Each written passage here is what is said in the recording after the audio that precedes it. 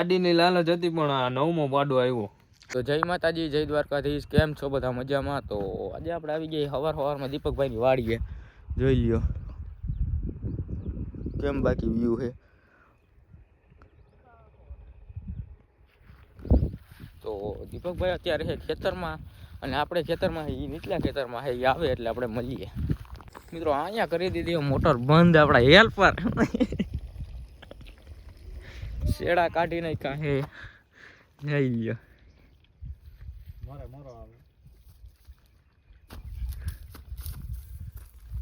હવે અસલ ઊન જેવો લાગે કિન જેવો.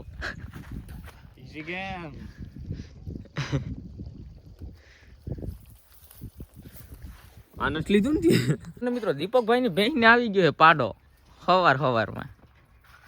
મિત્રો ઓલ રેકોર્ડ થઈ ગયો છે. પાડીની લાલચ હતી પણ આ નવમો પાડો આવ્યો. નવમો પાડો આવ્યો. નવમો વર્લ્ડ રેકોર્ડ. એક આને હક નથી થતું ક્યાંય. તાર જેવો જ છે. ના તારા જેવો છે. કે ઠંડીના ઠૂઠવાઈને મરી જાહી પણ કોઈના દિલમાં આગ લગાડીને તાપણું નહીં કરીએ. ભાઈ હશે એ આમ ફૂક ન મરાય. સોરી ભગવાન માફ કરજો. તો મિત્રો આ છે ભેંસનું ખીરું. સેહતમાં કઈ બહુ મસ્ત મજાનું. તો આપણે એક વાટકો એક પી જાય.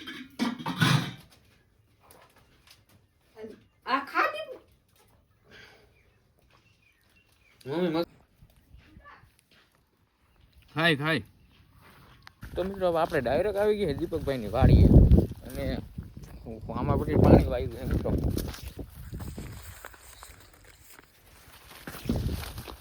અને આ હરિભગભાઈ ની જુવાર જોઈ લ્યો.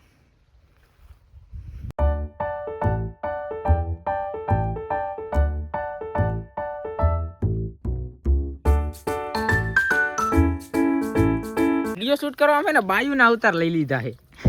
બાયુ ને ક્યાંથી લઈ વકીલ સાહેબ ધોરેરિયા. આ પણ એ શું કહેવાય? હતો તમે વકીલ ને વિડીયોમાં વકીલ બનવું પડે. વકીલ સાહેબ છે આપણા. મિત્રો આપણે આવી ગયા આપણા દીપકભાઈ ના શોરૂમે. હાશું ને? મારો નથી જો તમને બતાવું શોરૂમ હે દીપકભાઈ નો મોટો. તારો હે? જો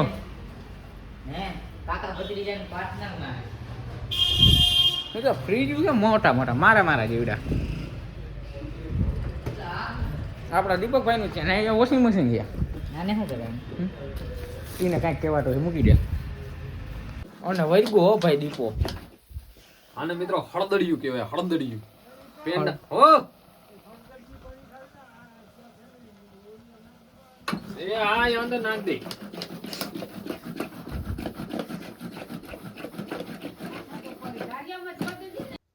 તો મિત્રો આજના આપણા વિજયભાઈના બ્લોગને અહીંયા પૂરો કરીએ છીએ અને ગુડ નાઇટ. જય માતાજી. સવારે વહેલા ઉઠી અને બીજો બ્લોગ ચાલુ કરીશી. તો પછીના બ્લોગમાં મળ્યા આવા નવા. હજી વિજયભાઈને થોડુંક બોલતા નથી આવડતું પણ સમય નહીં થશે બધું શીખી જાય.